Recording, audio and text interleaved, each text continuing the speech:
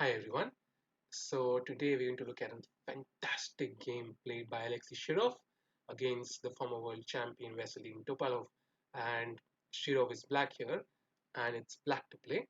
So you can see black has 4 pawns to white's 2. So ideally he should be winning with his 2 extra pawns. But there is another element in the position, and that is the nature of the opposite color bishops.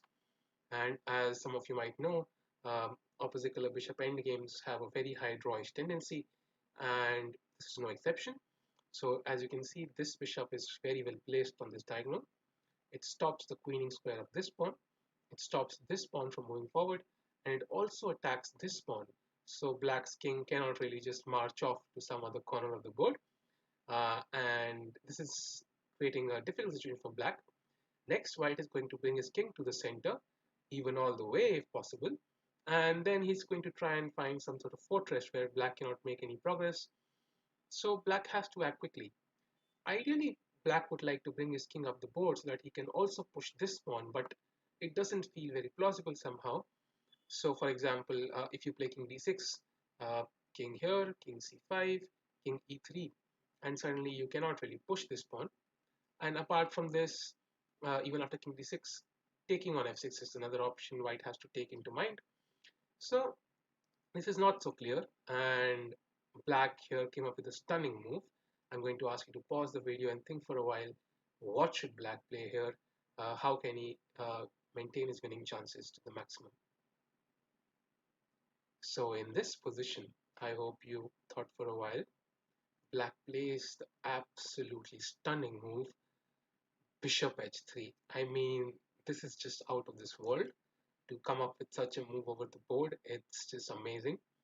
So the basic idea is it's not about sacrificing the bishop, it's more about getting the king into play as quickly as possible before white's king can come to the center.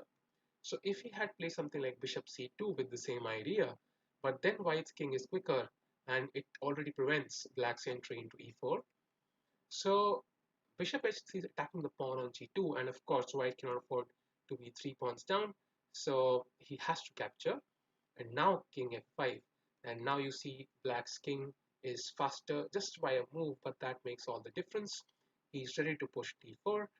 White captures what he can, but now d4, and the path for the bishop is cut off. Now this pawn is ready to queen, so he has to play bishop e7 here. If king e2, just a3, and there is no stopping the pawn now. So bishop e7, and now black plays king d3.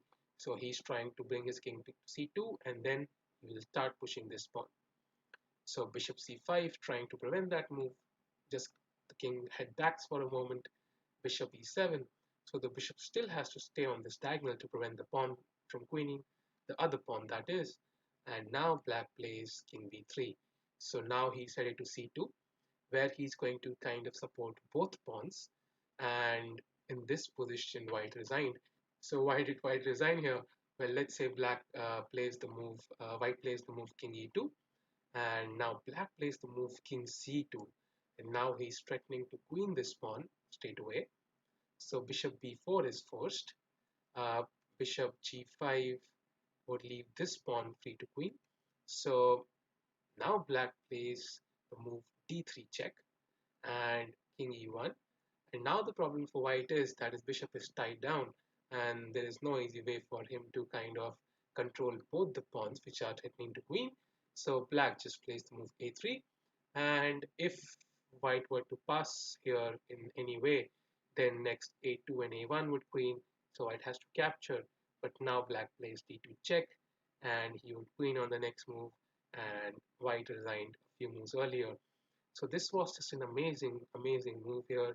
It's so hard to believe that somebody actually came up with this over the board without any help. It's just hard to believe, because putting your bishop just in front of your opponent's pawn free for capture, it's just an amazing move. If you like the video, do like and subscribe, and do check out other content on the channel. We have a lot of fun games and interesting games to look at, and do take care. Stay safe.